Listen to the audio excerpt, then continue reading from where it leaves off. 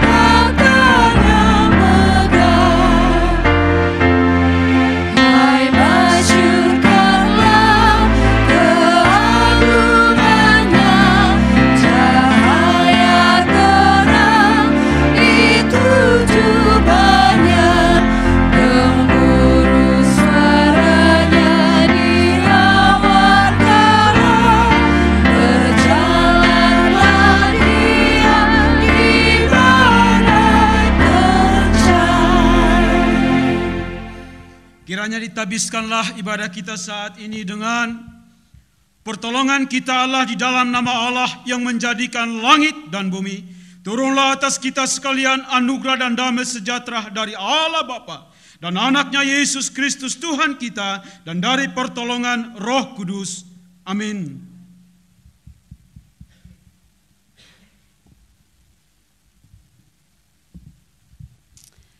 Mari kita bersatu dalam doa. Bapa kami yang ada di dalam surga, kami mengucap syukur Tuhan bahwa 1 minggu telah lewat dalam kehidupan kami, dan kami terus telah merasakan penyertaan-Mu Tuhan dalam kehidupan kami.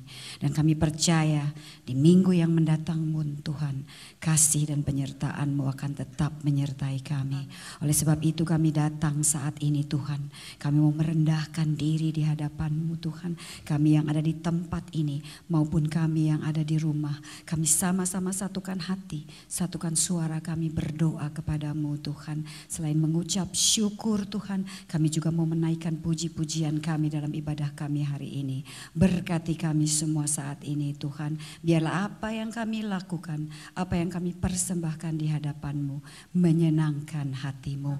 Di dalam nama Tuhan Yesus kami sudah berdoa. Amin.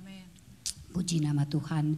Kita mau tetap bangkit berdiri, kita mau angkat satu pujian, dan sebelumnya saya akan baca berita hidup baru bagi kita pada siang hari ini atau pagi hari ini, terambil dari Yohanes 15 ayatnya yang ke-14. Firman Tuhan berkata, "Kamu adalah sahabatku jikalau kamu berbuat apa yang kuperintahkan kepadamu."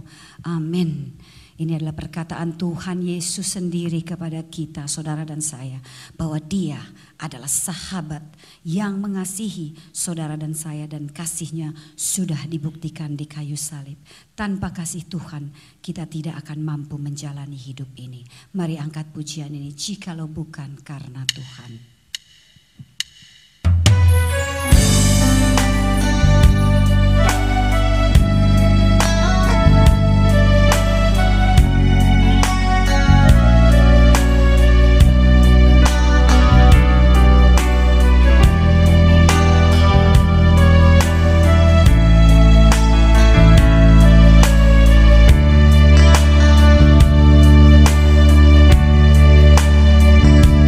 Jika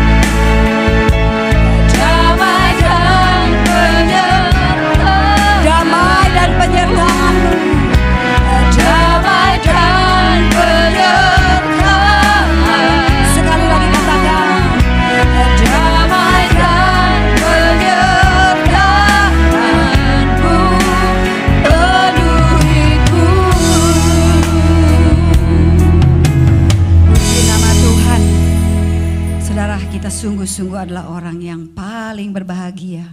Karena saudara dan saya adalah orang-orang yang tidak pernah dibiarkan berjalan sendiri. Oleh sebab itu kita mau angkat pujian ini. Katakan, besarlah untungku karena Yesus adalah milikku.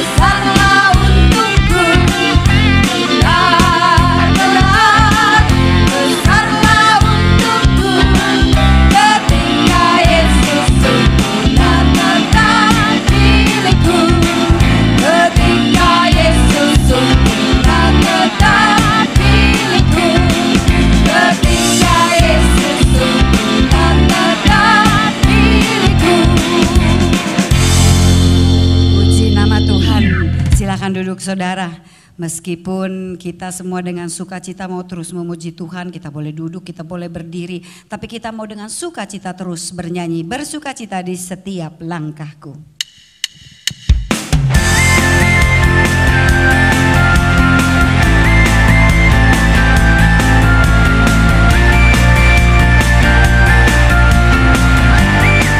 Bersama katakan, bersukacita di setiap langkahku, kuat tanganmu yang menjagaku, kau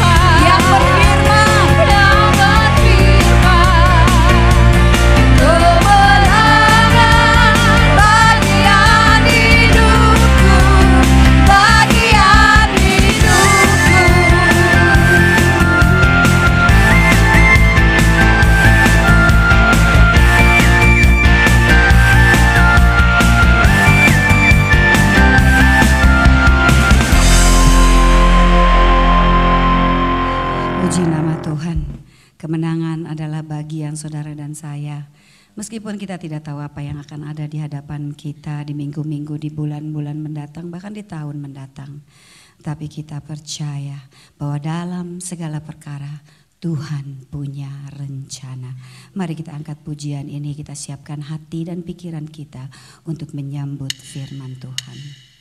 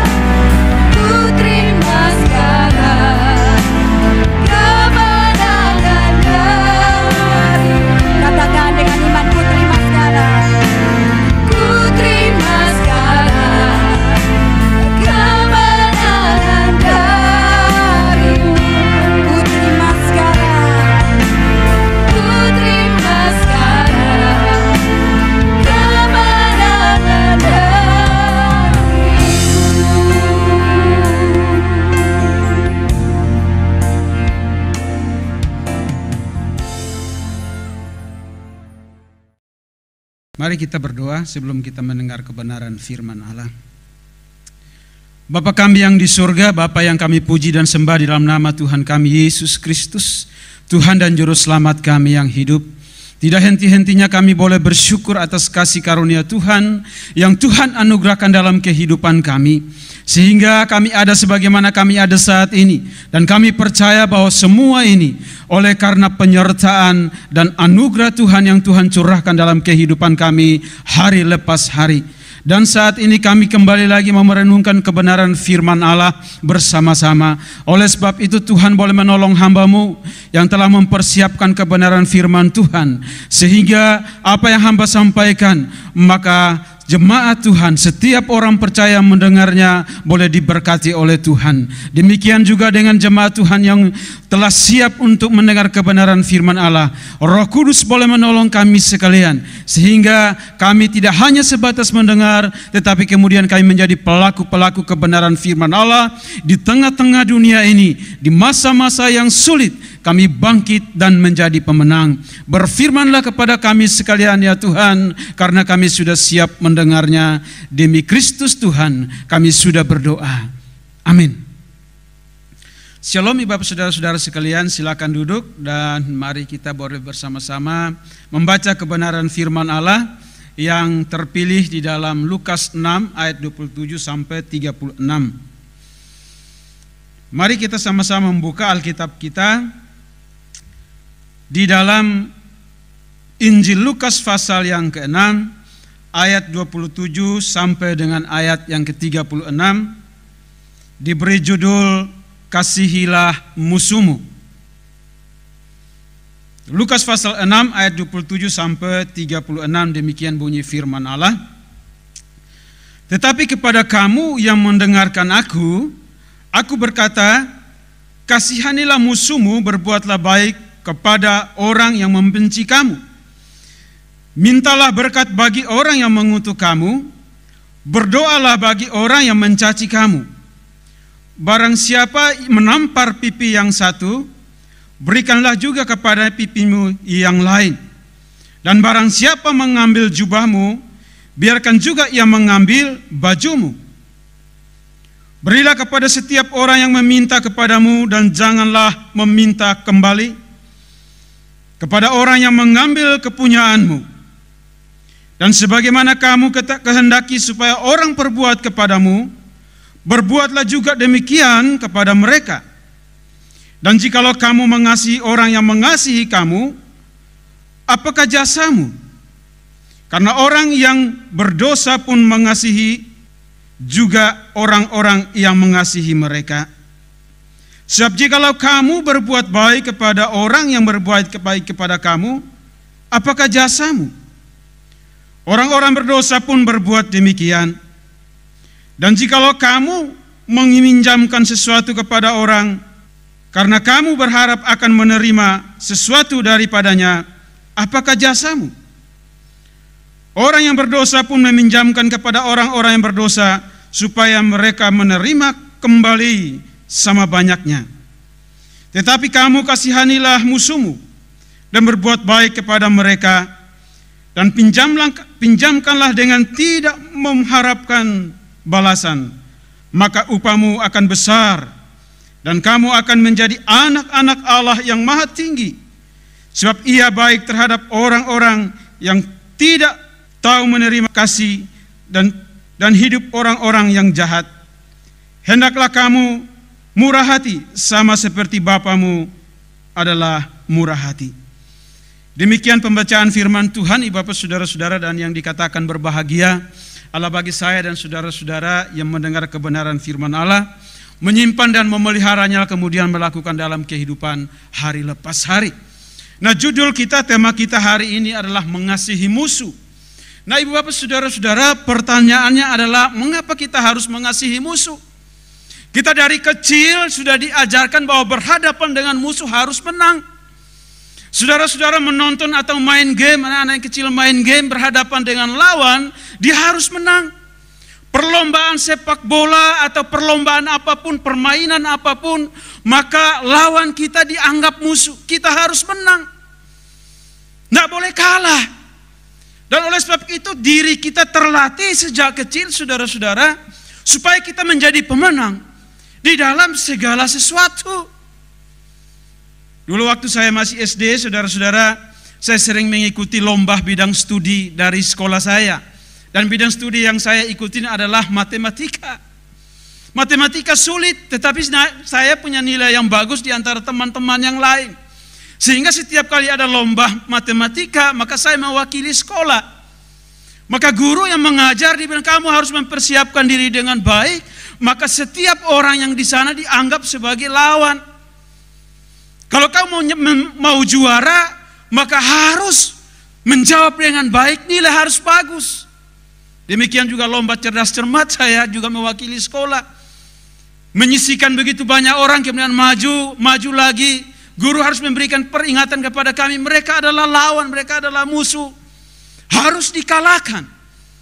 Dalam peran saudara-saudara yang kita tahu, yang kita nonton atau dalam film atau dalam dunia nyata perang, orang selalu berjuang supaya dia menang. Segala cara digunakan supaya dia menang. Tidak boleh kalah. Tidak boleh berbelas kasihan terhadap musuh. Akan tetapi dalam bacaan kita, Bapak saudara-saudara, hari ini sangat menarik. Oleh karena Yesus mengajarkan saya dan saudara-saudara untuk mengasihi musuh. Nah, khotbah yang sangat bagus, khotbah yang sangat menakjubkan, khotbah yang sangat menggugah paralel dengan bagian ini ada dalam Injil Matius. Injil Matius pasal 5 sampai pasal 7, Bapak saudara-saudara, terkenal dengan satu khotbah Yesus di bukit. Ucapan bahagia menjadikan Yesus menjadi terkenal, tetapi bukan hanya saja Matius berbicara tentang ucapan bahagia. Ada banyak topik di sana dari pasal 5 sampai pasal 7, Yesus berbicara dengan lantang. Di dalam pasal 5 ayat 1 sampai 12, saudara-saudara, Yesus berbicara tentang ucapan bahagia. Berbahagialah kamu yang miskin. Saudara-saudara, orang yang berbahagia kalau miskin gak ada yang bahagia. Orang kalau kaya, punya banyak duit, segala sesuatu yang dibutuhkan ada, maka dia dikategorikan orang berbahagia. Tetapi Yesus berkhotbah demikian, banyak orang mau dengar. Bagian yang berikut adalah Yesus berbicara tentang garam dan terang, ayat 13 sampai dengan ayat yang ke-16. Berikutnya Yesus berbicara tentang hukum Taurat, Yesus dan hukum Taurat, ayat 17 sampai 37. Dan paralel dari ayat kita adalah mengasihi musuh, ayat 38 sampai 48 dari pasal yang kelima. Lalu pasal yang keenam, saudara-saudara, Yesus berbicara tentang memberi. Sesuatu yang menarik. Kemudian Yesus lanjut lagi dengan berdoa, berpuasa, pasal 16 ayat 18, harta, kekhawatiran, menghakimi di pasal 7 ayat 15, saudara-saudara, Yesus berbicara tentang penghakiman. Kemudian di dalam pasal 7 ayat 6, Yesus berbicara tentang hal-hal yang berharga dan apa itu kekudusan. Dan Yesus berbicara tentang jawaban doa. Yesus lagi lanjut kemudian mana yang benar di dalam kehidupan ini, ada jalan yang benar. Dan Yesus kemudian lanjut lagi di dalam pasal 7 ayat 15 sampai 23 tentang pengajaran yang sesat. Dan ditutup pada pasal 7 dengan membangun dasar hidup manusia. Nah, Bapak saudara-saudara, yang Yesus sampaikan ini adalah merupakan pergumulan hidup manusia.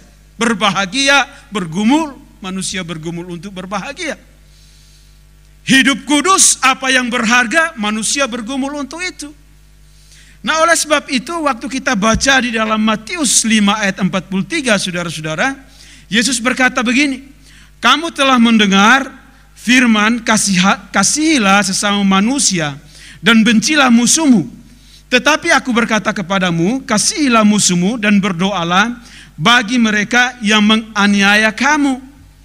Lalu di dalam Lukas 6 ayat 27 sampai 28 bacaan kita tadi, jadi tadi itu paralel dengan ayat ini, di mana Matius dan Lukas menulis hal yang sama, tetapi mereka mencoba menyoroti dari sisi yang berbeda, sehingga saling melengkapi. Tetapi kepada kamu yang mendengarkan aku berkata, kasihilah musuhmu dan berbuatlah baik kepada orang yang membenci kamu. Mintalah berkat bagi orang yang mengutuk kamu, berdoalah bagi orang yang mencaci kamu. Nah, Ibu Bapak Saudara-saudara, apakah dengan perintah ini maka Tuhan Yesus menentang perjanjian yang lama? Seperti yang dikutip tadi.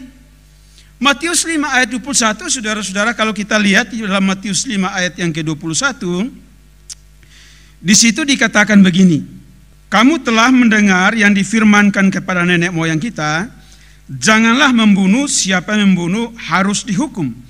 Nah, perkataan ini Bapak Saudara-saudara dikutip atau dikatakan bahwa dikutip dari dalam perjanjian lama. Tetapi yang Yesus katakan di dalam penerjemahan yang lain dalam bahasa aslinya, kamu telah mendengar perkataan. Nah, perkataan di sini tidak harus perkataan daripada Tuhan. Tetapi perkataan di sini saudara-saudara bisa mengandung bahwa ini pendapat atau tafsiran daripada ahli-ahli Taurat. Coba kita baca lagi di dalam pasal yang Matius pasal yang ke-5 ayat yang ke-27. Kamu telah mendengar firman jangan berzina. Nah, saudara-saudara, tetapi kemudian Yesus lanjut begini, tetapi aku berkata kepadamu, jikalau engkau melihat seorang wanita dan mengingininya, kamu sudah berzina. Jadi orang-orang Yahudi, ahli-ahli Taurat, mengerti ayat itu jangan berzina, dan dikategorikan orang berzina apabila telah melakukan hubungan bukan dengan pasangannya. Baru itu dikategorikan berzina. Tetapi kemudian Yesus berbicara tentang satu level moral yang tinggi, bahwa sebelum kamu melakukan, kamu memandang seorang wanita, mengingininya saja, kamu sudah berzina.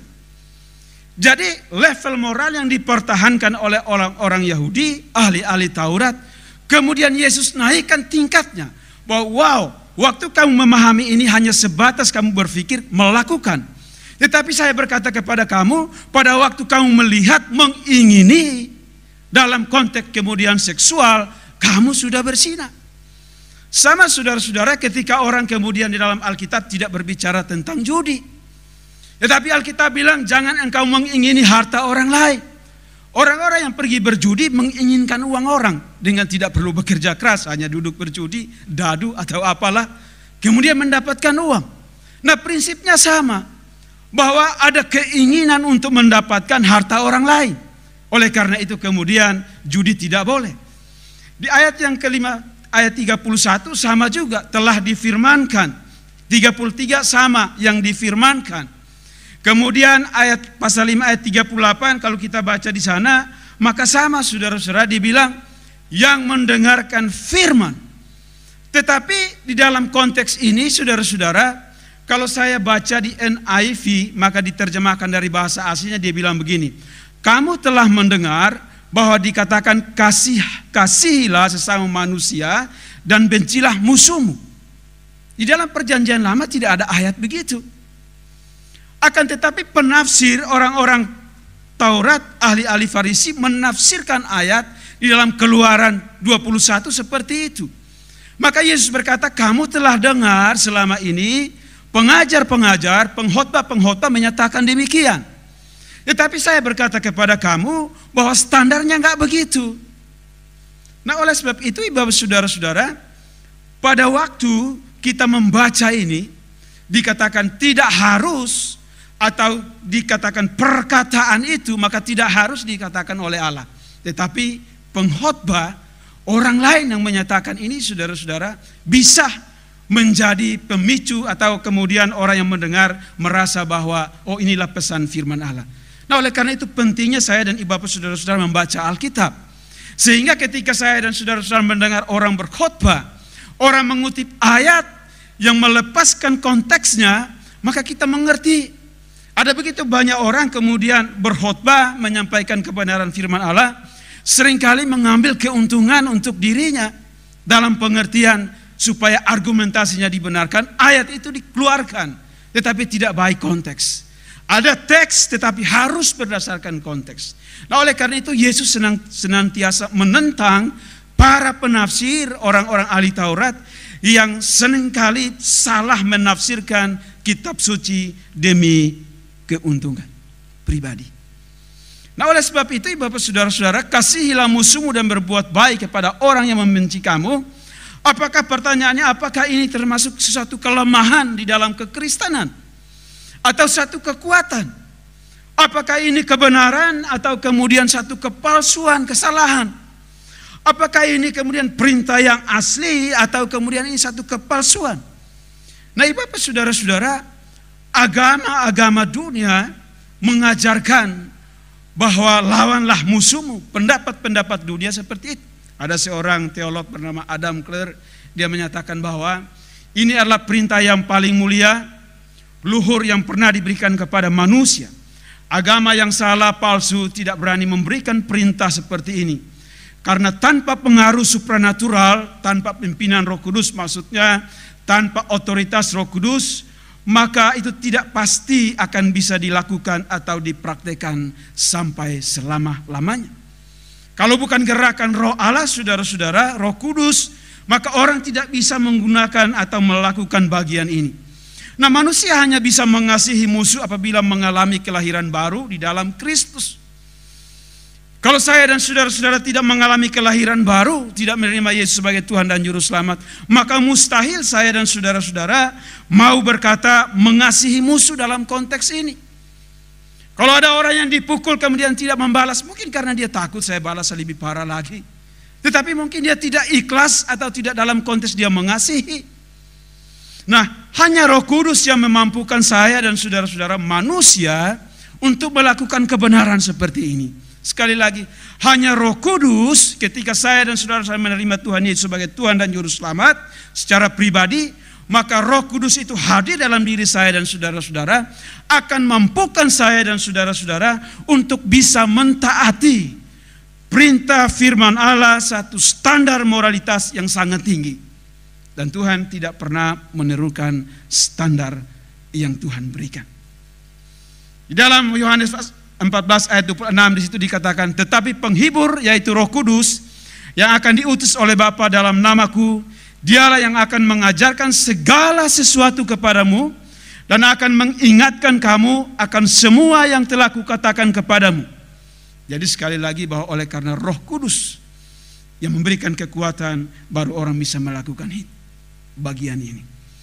Nah, ayat 27b, Bapak saudara-saudara, di situ dikatakan, aku berkata, kasihilah musuhmu. Bagaimana cara mengasihi musuh, saudara-saudara? Maka bagian yang berikutnya dia berkata bahwa berbuat baik. Tidak sampai di situ, tetapi kemudian ayatnya berkata, mendoakan dan meminta berkat bagi mereka.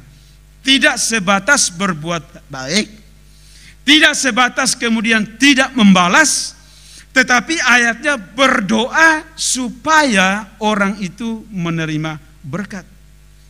Berkat apa, Ibu Bapak saudara-saudara? Maka yang paling penting adalah berkat di mana orang ini tergerak dan dia menerima Yesus sebagai Tuhan dan Juru Selamat pribadi.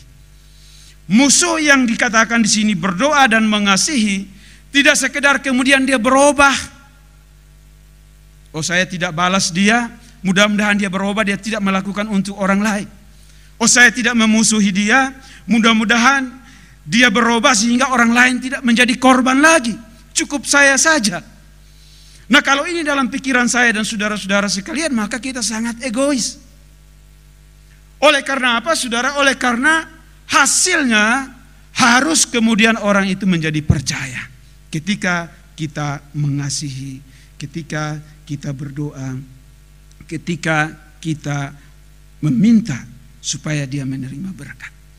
Waktu COVID-19, saudara-saudara mulai muncul awal-awal, maka setiap kali, setiap malam kami berdoa, doanya sangat egois, saudara-saudara. Doanya begini, lindungi keluarga saya, Theo, istri saya Thomasen, lindungi keluarga Theo Thomasen dari penyakit COVID. Lindungi GKRI Karmel, keluarga gereja, dari sakit COVID. Lindungi orang-orang yang di sekolahan yang berhubungan dengan Israel dari sakit COVID. Itu saja, saudara. Jadi doanya sangat egois untuk diri sendiri, kalangan sendiri. Tetapi manakala COVID itu menyebar, ada tetangga saya kena, maka doanya tambah lagi. Tetangga-tetangga juga supaya dilindungi jangan kena COVID. Menyebar lagi, zona merah, maka doanya bangsa Indonesia supaya tidak kena COVID. Ketika banyak lagi menembus 100.000, doanya tambah lagi dunia supaya tidak kena COVID. Doanya tidak lagi egois, tetapi memandang bahwa semua orang membutuhkan kesehatan, keselamatan. Sama saudara, pada waktu saya dan saudara-saudara ingin mengampuni musuh, maka konsepnya sama. Berharap supaya kemudian banyak orang di dunia ini mendengar Yesus dan percaya kepada Yesus sebagai Tuhan dan Juru Selamat pribadi.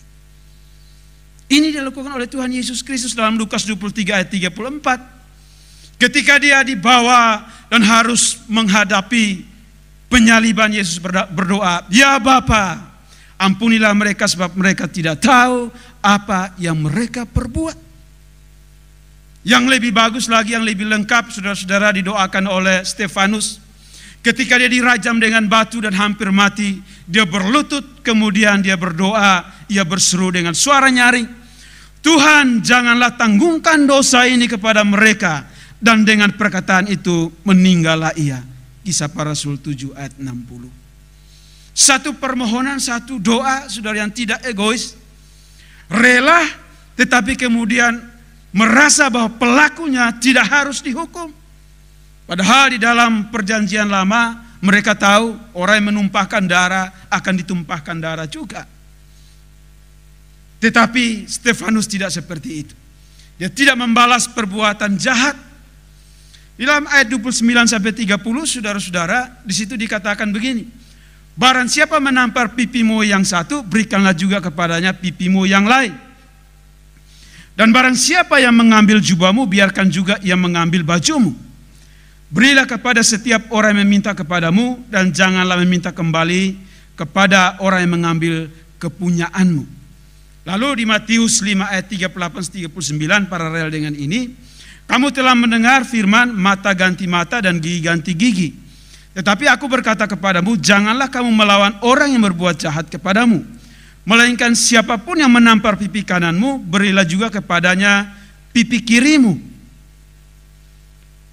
Dalam perjanjian lama, Imamat 24 ayat 20, di situ dikatakan begini, "Patah ganti patah, mata ganti mata, gigi ganti gigi, seperti yang dibuatnya orang lain bercacat.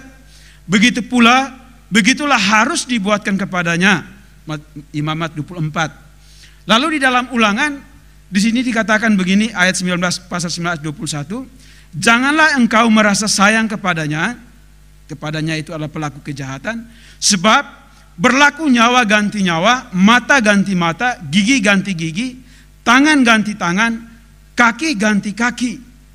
Kemudian dijelaskan panjang lebar di dalam Keluaran 21 ayat 23 sampai 25, hampir sama, hampir mirip. Nah, saudara-saudara, tetapi kalau kita membaca konteks ini baik-baik, tiga bagian ini dalam perjanjian lama, kemudian dikutip di dalam Injil Lukas dan Injil Matius, saudara-saudara, maka yang dimaksud di dalam konteks itu adalah ketika orang berbuat jahat, maka pengadilanlah yang harus memberikan hukuman. Kalau orang memukul saya, maka saya punya kewajiban untuk melapor supaya dia diproses secara hukum, bukan saya yang melakukannya. Jadi tujuannya supaya tidak ada balas dendam secara pribadi. Tetapi orang-orang Yahudi, saudara-saudara, ahli-ahli Taurat kemudian menggeser, membawa keluar ayat itu, tafsiran itu untuk kepentingan pribadi. Apabila kamu membunuh anak saya, maka kamu saya bunuh. Apabila kamu membunuh keluarga saya, maka saya bunuh juga. Padahal konteks itu kalau kita baca baik-baik, saudara-saudara, maka berbicara bahwa kalau ada orang yang dirugikan, maka engkau boleh melapor supaya orang itu kemudian diproses secara hukum. Dan tentu dia akan mengganti sepadan dengan perbuatan jahatnya. Jadi tidak diperkenankan untuk kita membalas secara pribadi. Kalau orang tampar pipi kiri, lalu kita bilang pipi kanan belum, hajar lagi. Itu level rohaninya sangat tinggi, saudara. Kalau yang ada kan kita pipi kiri, pipi kanan, kita cium pipi kiri, pipi kanan. Selalu begitu. Kalau orang cium pipi kiri, belum pipi kanan, merasa nggak afdol, harus pipi kiri, pipi kanan. Cuman gara-gara COVID kan kita tidak lakukan lagi.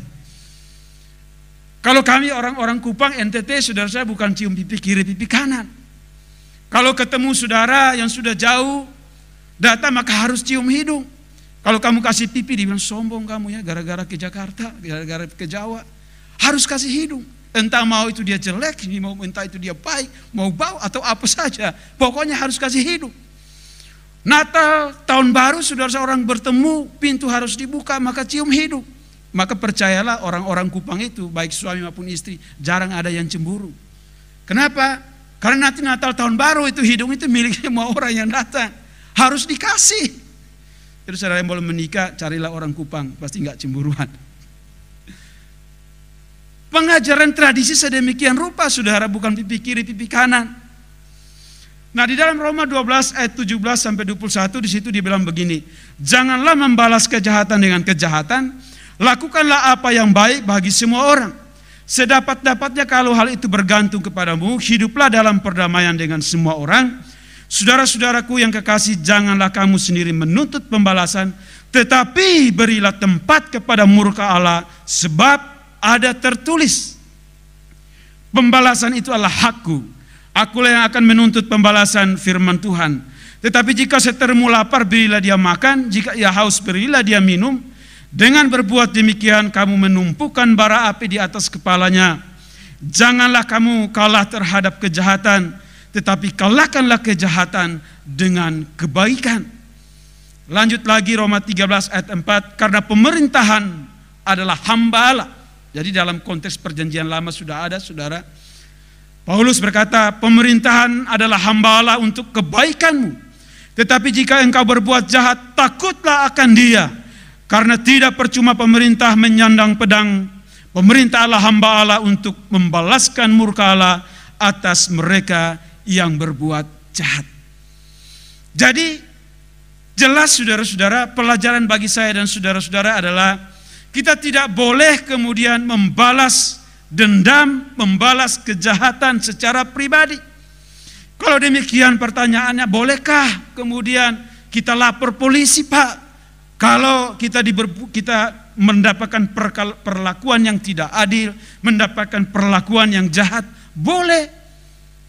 Oleh karena apa? Oleh karena memang itu jalurnya seperti itu. Firman Allah sendiri yang menegaskan, bawa ke polisi, bawa ke pengadilan. Kalau memang menempuh jalur kekeluargaan, kita tidak mencapai. Ayat 29 tidak boleh ditafsirkan atau dilakukan secara hurufiah. Hurufiah artinya apa adanya, tampar pipi kiri, kasih lagi pipi kanan yang ini belum. Dulu ada satu cerita, ada orang yang khotbah tentang ini, seorang pendeta khotbah tentang ini. Ketika dia turun dari mimbar ketemu teman lamanya yang dulu sama-sama preman. Lalu teman lamanya hajar pipi kirinya. Lalu dihajar lagi pipi kanannya, kiri kanan kena. Lalu temannya dibilang, karena kiri kanan sudah kena, sekarang kamu terimalah murka Allah. Dihajar temannya. Sama-sama pakai ayat. Nah saudara-saudara, jangan sampai ayat-ayat Alkitab digunakan dalam konteks yang demikian. Beberapa waktu yang lalu, 2 bulan yang lalu, ada orang yang berpindah dari satu tempat ke tempat kami. Tetangga saya.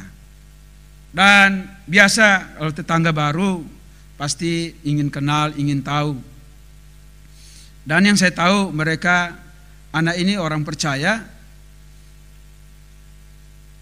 berbicara tentang hal-hal rohani, dan orang tuanya sedang sakit-sakitan. Kadang-kadang saya lihat mereka suka pakai pesan mobil Grab, mobil online untuk ke rumah sakit. Lalu satu waktu malam-malam dia pesan, saya bilang itu mobil saya ada yang nganggur itu boleh aja bawa.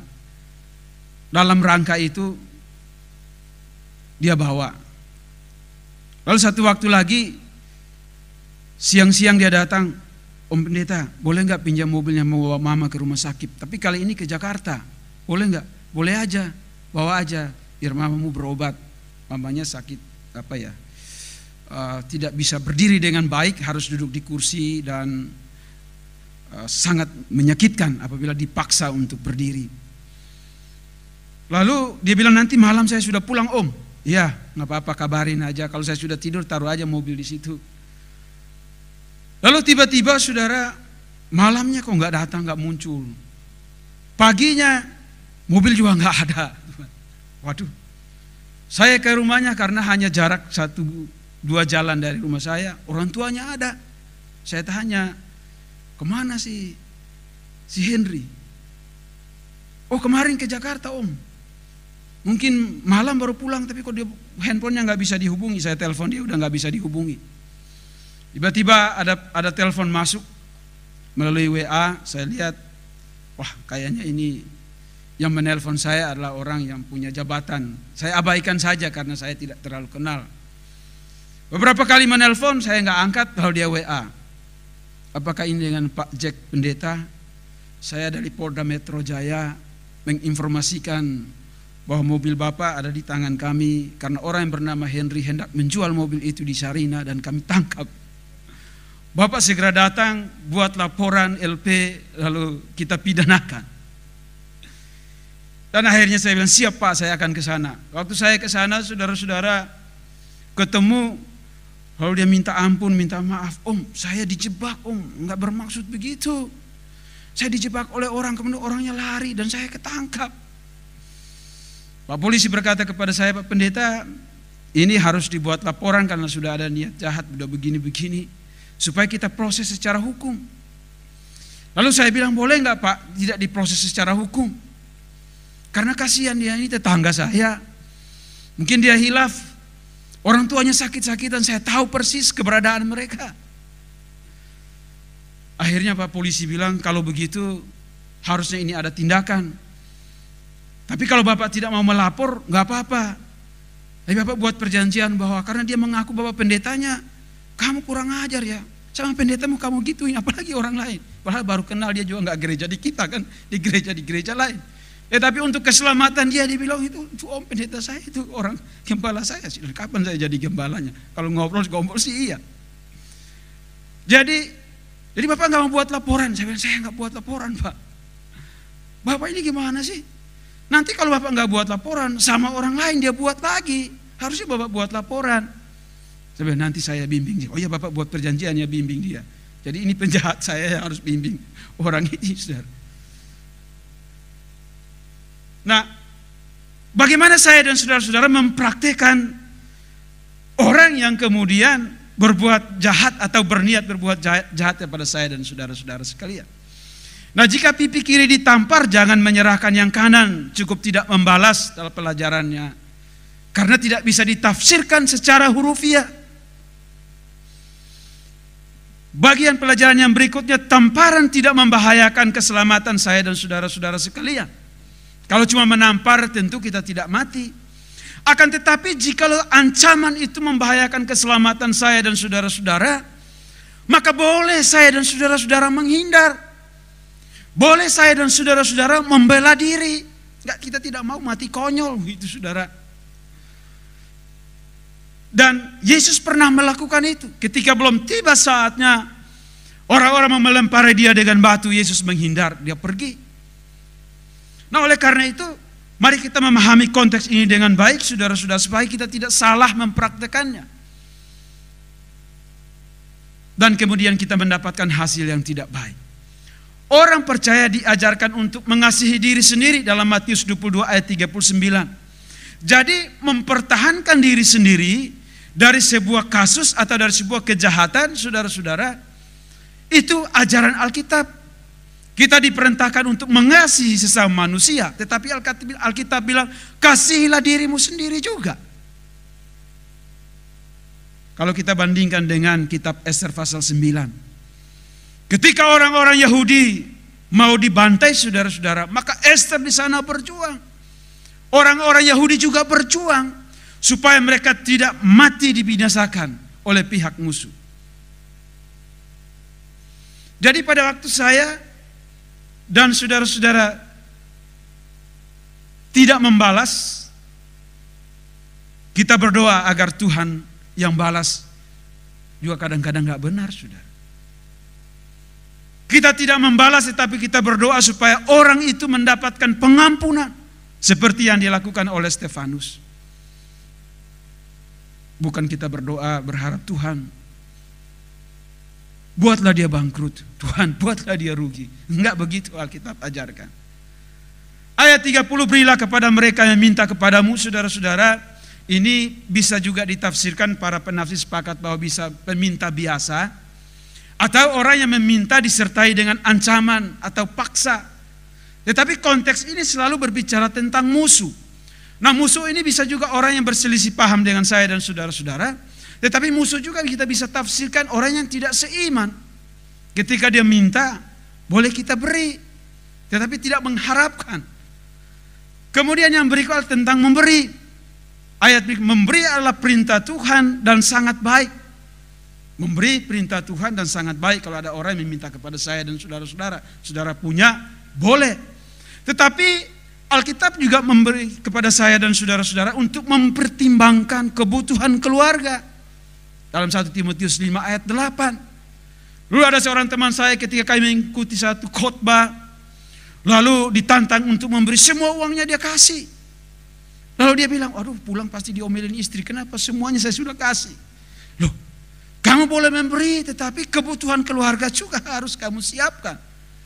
Saudara, jangan sampai saudara mau memberi kepada orang, tetapi kemudian di rumah sendiri kekurangan. Yang berikut adalah memberi mempertimbangkan, jangan sampai pihak yang menerima kemudian menjadi alasan meminta-minta terus. 2 Tesalonika 3 ayat 10. Paulus berkata, orang yang malas jangan diberi makan, jangan dikasih makan. Nah, ada begitu banyak orang kemudian meminta-minta oleh karena pelayanan, oleh karena memberitakan Injil, ayolah berilah, sumbanglah.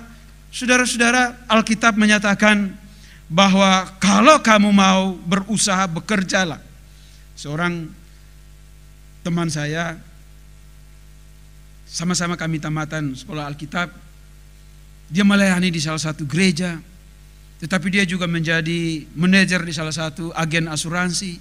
Dia juga buat kue-kue.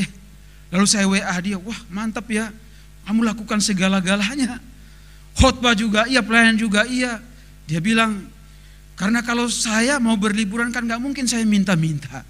Saya kalau mau beli mobil kurang gak mungkin saya minta-minta ke jemaat. Saya mempraktekkan ajaran Paulus. Dia buat tenda untuk kebutuhannya. Saya butuh liburan, gak mungkin saya minta-minta ke orang, saya mau liburan. Dan karena itu saya harus bekerja. Baik juga pendapat teman saya ini. Ayat 31, saudara-saudara, membutuhkan perenungan. Ketika ayat 31 di situ dia katakan, dan sebagaimana kamu kehendaki supaya orang berbuat kepada kamu, berbuatlah demikian juga. Jika dalam keadaan kelaparan, saudara-saudara saya dan saudara-saudara dalam keadaan kelaparan, maka tentu yang kita harapkan adalah mendapatkan kekenyangan. Nah, posisi ini ketika kita melihat orang lain sedang lapar, maka menempatkan diri hal yang sama. Ketika saya dan saudara-saudara sedang sakit, kita mengharapkan kesembuhan. Hal yang sama dengan orang lain ketika kita melihat mereka sedang sakit. Sama juga dengan mereka yang kekurangan uang. Waktu saya dan saudara kekurangan, sama saudara, kita juga berharap supaya dapat bantuan. Maka orang yang berkekurangan, saya dan saudara-saudara juga punya kewajiban untuk membantu. Lalu yang berikut terakhir adalah tentang pinjaman. Saudara-saudara meminjamkan dengan tidak mengharapkan balasan. Jadi saudara-saudara punya uang, kalau ada orang pinjam main kasih. Tetapi ajarannya yang dalam konteks ini saudara-saudara berhubungan dengan musuh dalam keadaan di mana seorang teolog bernama Calvin bahwa kalau kamu meminjamkan uang itu kepada orang yang membutuhkan, jangan meminta bunga. Tetapi dalam ayat ini saudara-saudara dalam konteks ini berkata bahwa tidak meminta pergantian. Jadi konteksnya adalah musuh. Nah, kalau sama musuh saya tidak boleh minta ganti, saudara, apalagi sama teman, keluarga, atau kenalan. Pasti kita nggak boleh minta ganti, bukan? Dulu ada seorang teman saya mengajarkan kepada saya, kalau ada orang pinjam kamu uang, misalnya dia pinjam 100.000, kasih aja ceban. Ceban itu berapa? Saya bilang 10.000 katanya. Nanti dia susah, bahkan dia sebut namanya, nanti ini ya. Nanti kalau gajian pasti dia pinjam sama kamu. Benar juga, teman ini minta. Pak, minta pinjam 100.000, saya kasih aja. Lalu teman dia marahin saya, kenapa kamu kasih 100.000? Percaya dia gak akan ganti, karena banyak korbannya. Saya bilang, tapi kalau dia butuh 100.000, kalau kemudian prinsip itu dilakukan, maka dia membutuhkan 10 orang. Dia harus minta kepada 10 orang dengan pemahaman yang sama, baru dia dapat 100.000. Teman saya bilang, percaya dia gak akan ganti, pasti. Ya terserahlah, benar-benar dia gak akan ganti. Tetapi beberapa bulan kemudian orang ini minta lagi. Pak, ada 50.000 enggak? Ada. Nah, ada. Teman saya bilang, waduh kamu hebat ya, mengasihi aja. Ya dia minta 50, ada. Satu kali dia minta, ada 50 enggak? Enggak ada Bu, cuma 20. Ya udah 20 enggak apa-apa. Teman saya bilang, kalau kamu makan siang pakai apa? Nanti saya pulang rumah. Meminjamkan saudara-saudara. Satu kali ada seorang teman saya, dia membutuhkan uang yang banyak. Nah ini kesalahan saya.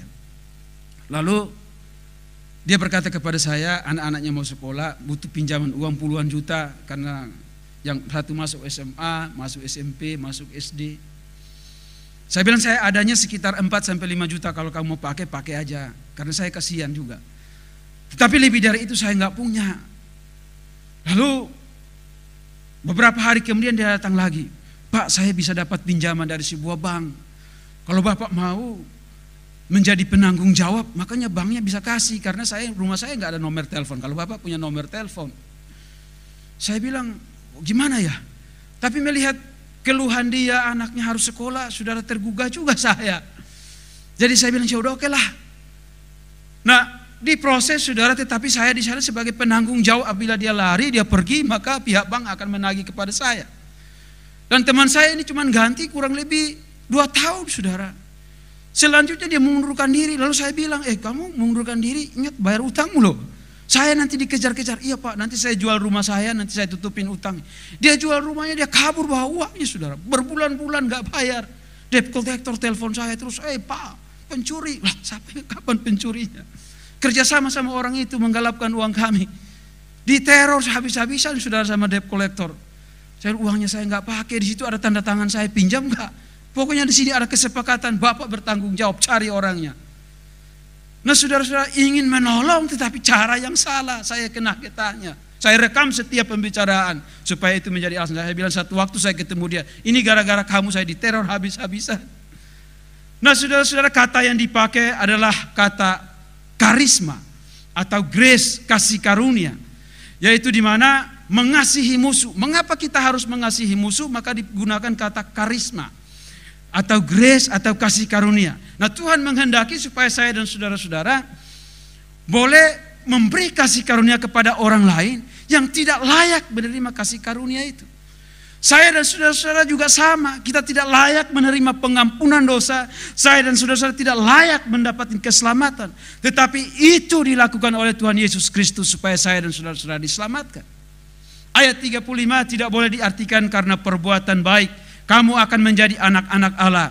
Kalau kamu memberi, kamu tidak minta ganti dan sebagainya.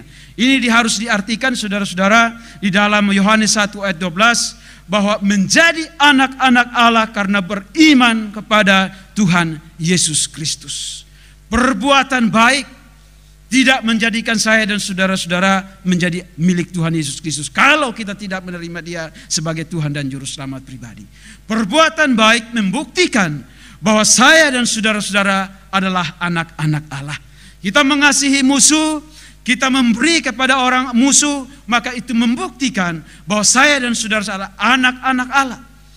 Nah oleh karena itu, mengapa kita mau lakukan itu? Oleh karena Bapa kita murah hati, ayat 36. Sebab itu kita harus sama seperti Bapa yang berkemurahan itu. Kemudian Matius menggunakan kata sempurna di dalam pasal 5 ayat 48. Bapa sempurna, hendaklah kamu sempurna. Sebagai pelajaran ibu bapak saudara-saudara, bahwa standar yang Tuhan tetapkan tinggal menunjukkan bahwa Allah kudus dan suci. Allah tidak menurunkan standar kesuciannya. Meskipun manusia berdosa dan tidak sanggup melakukannya, tetapi Tuhan tidak menurunkan standar kesucian itu. Dan Yesus Kristus diberikan untuk saya dan saudara-saudara, menebus saya dan saudara-saudara dari perbuatan dosa, agar kita mendapatkan pengampunan dosa. Dan Roh Kudus diberikan kepada saya dan saudara-saudara supaya memampukan saya dan saudara-saudara untuk memenuhi standar ilahi, standar Allah, yaitu mengasihi musuh. Kiranya saya dan saudara-saudara diberkati oleh firman-Nya. Mari kita berdoa. Bapa di surga, kami boleh bersyukur untuk kasih karunia yang Tuhan anugerahkan dalam kehidupan kami. Tidak mudah memang melakukan perintah-Mu. Tidak mudah memang melakukan standar yang Tuhan berikan buat kami, baik itu dalam standar moralitas manusia maupun di dalam standar kebenaran firman Allah.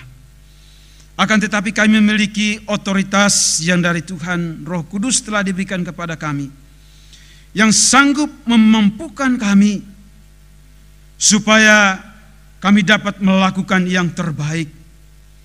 Kami dapat melakukan kebenaran firman Allah.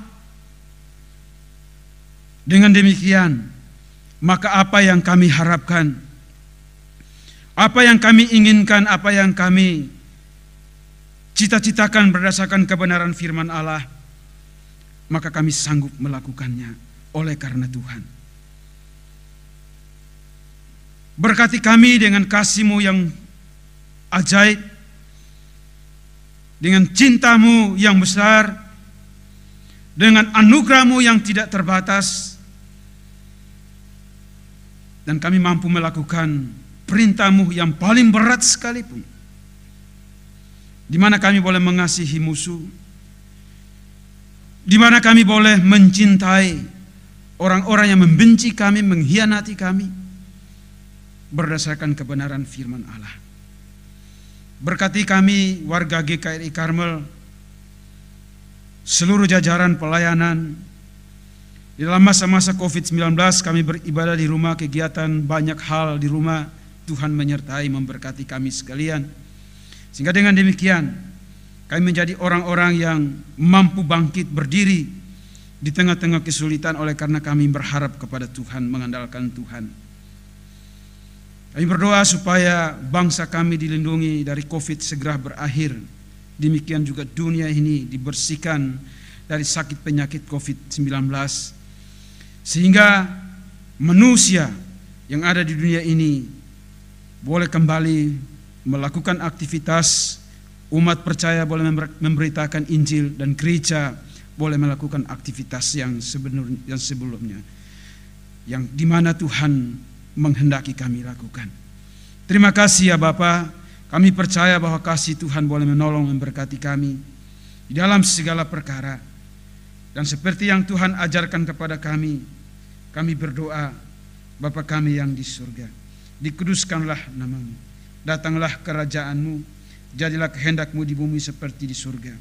Berikanlah kami hari ini makanan kami yang secukupnya, dan ampunilah kami akan kesalahan kami seperti kami juga mengampuni orang yang bersalah kepada kami.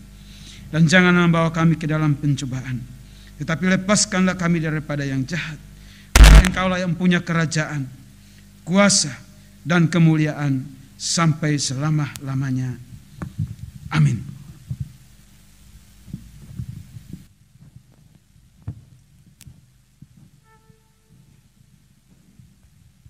Lagu pengutusan Selamat di Tangan Yesus.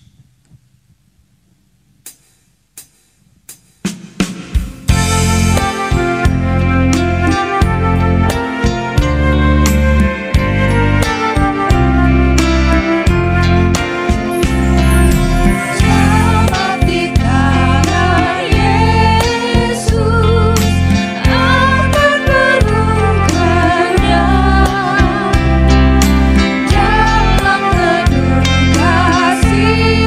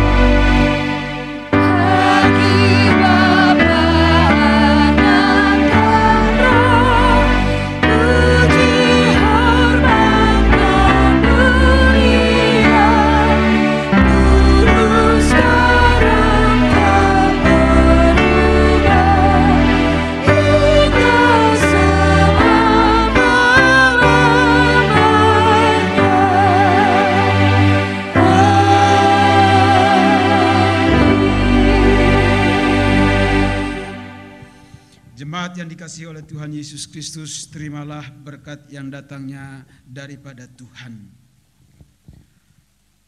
Adapun anugerah dari Allah Bapa dan kasih dari Tuhan Yesus Kristus serta persekutuan dari Roh Kudus menyertai saudara-saudara sekalian mulai dari saat ini sampai Yesus Kristus datang kembali dan sampai selama-lamanya. Amin.